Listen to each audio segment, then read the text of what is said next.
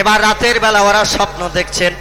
আল্লাহ পাক মনসুর হাল্লাজকে এবার বলছেন, এ মনসুর হাল্লাজ, তুমি ওদের সঙ্গে একটু সাক্ষাৎ করে ওদের ব্রেন মগজের চিন্তাটা দূর করে দাও। বাদশাহ মনসুরের দেশে হযরতে আল্লাহ ওয়ালা আল্লাহ প্রেমিক খোদা ভক্ত মনসুর হাল্লাজ স্বপ্ন যুগে আলেমদের সঙ্গে সাক্ষাৎ করেছেন। আলেমরা পায়ে জড়িয়ে ধরে রাত্রি বেলা ঘুমের করে কান্না শুরু করেছেন।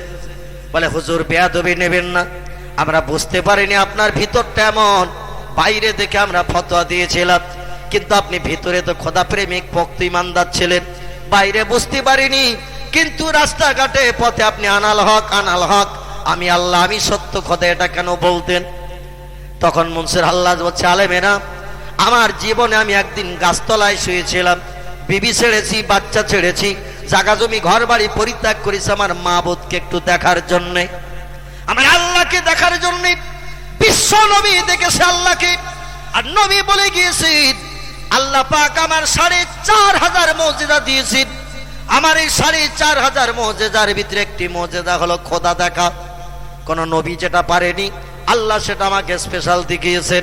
আমি আল্লাহকে 25 বছর মতান্তরে 27 বছরে লম্বা মেয়াদ নিয়ে আর সে মহল্লায় বসে বসে আমার মাবুদকে সামনে রেখে গল্প করেছি। জোরে বলুন।